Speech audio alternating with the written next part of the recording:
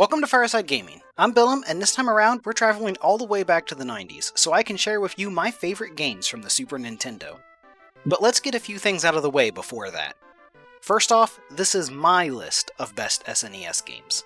That means it's subjective. Everyone has their own taste, and I'm not about to claim that my favorites are some sort of definitive list.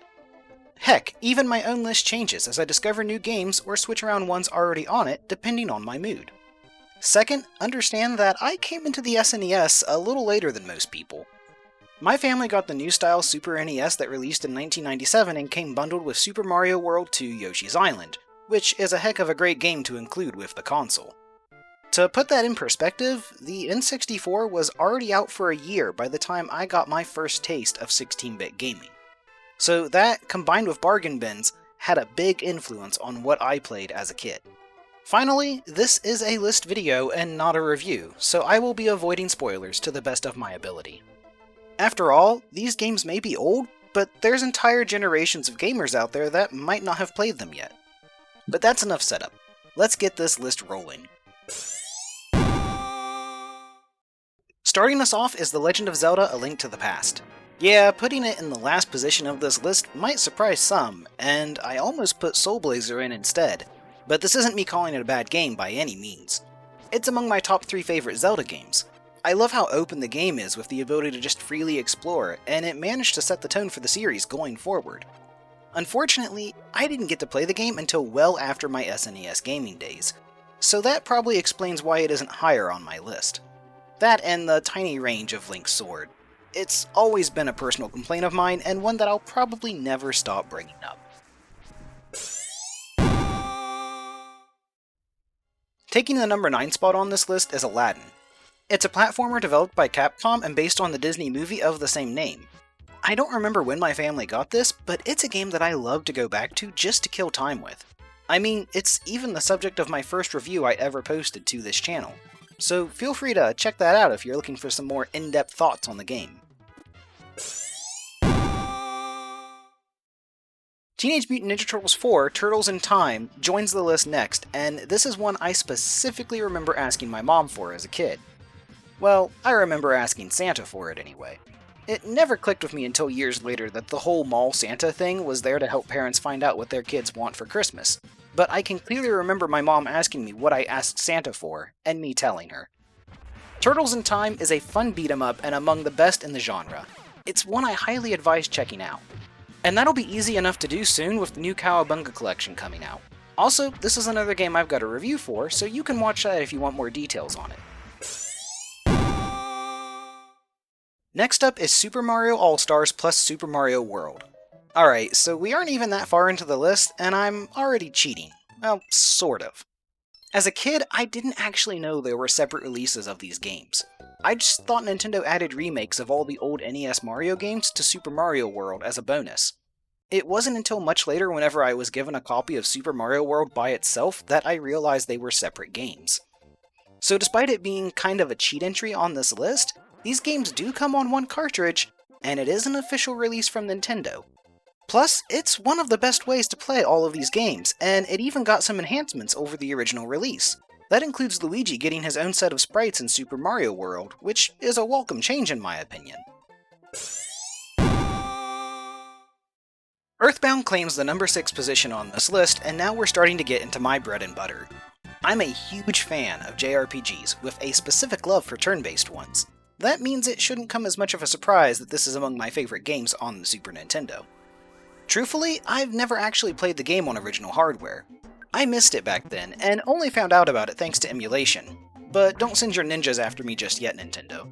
I've since purchased the eShop version of the game.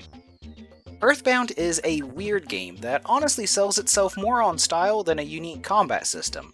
And that's good enough for me. It makes for an incredibly kooky but charming game that can both be unsettling and comforting at the same time. Getting into the second half of this list is Super Metroid, another game that I played via emulation first before buying a copy later on. I can never quite remember if I played this or Metroid Fusion first, but it's a classic SNES game that I can't recommend enough. I've been going through the Metroid series for reviews and have one covering Super Metroid if you want to hear me praise the game further. Have I ever mentioned that I grew up on a farm? If not, then now you know. And while I've since moved away from that life, I can't kill my roots completely. Because of that, I really dig farm simulation games like Stardew Valley and, of course, Harvest Moon. While there are loads of Harvest Moon games out there, the SNES one holds a special place in my heart. There's just something so satisfying about its simple gameplay loop that I can get lost in it for hours. Growing vegetables, taking care of animals, exploring the woods, and wooing a local lass. These are the things a man desires from life. Kicking off the top 3 from this list is Final Fantasy V. Not only is it one of my favorite SNES games, it's my favorite Final Fantasy. And to clear up some confusion, yes, the game didn't come out in the US until the PlayStation 1 port. Despite that, I managed to play it thanks to a fan translation, and let me just say, America was robbed. Sure, Final Fantasy V might not take itself as seriously as 4 or 6 do, but that doesn't mean it slouches in the story department.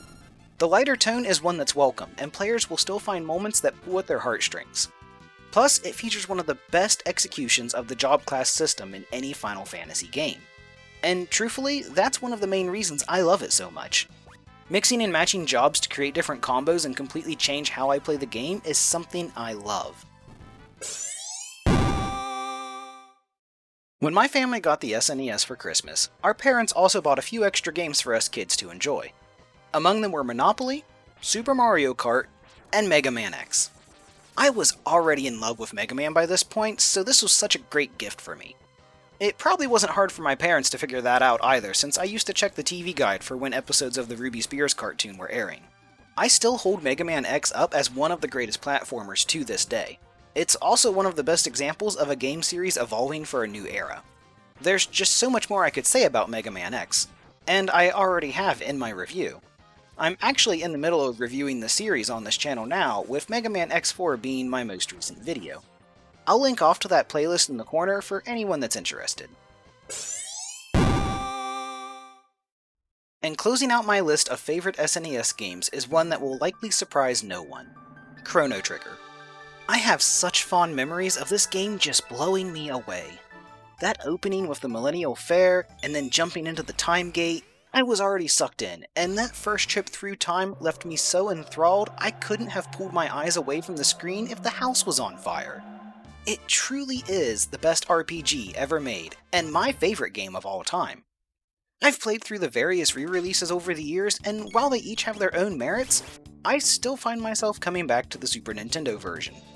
Its unique translation always stuck out to me, with players taking tonics to heal instead of potions, as well as some other changes that give it its own identity in a sea of SNES JRPGs.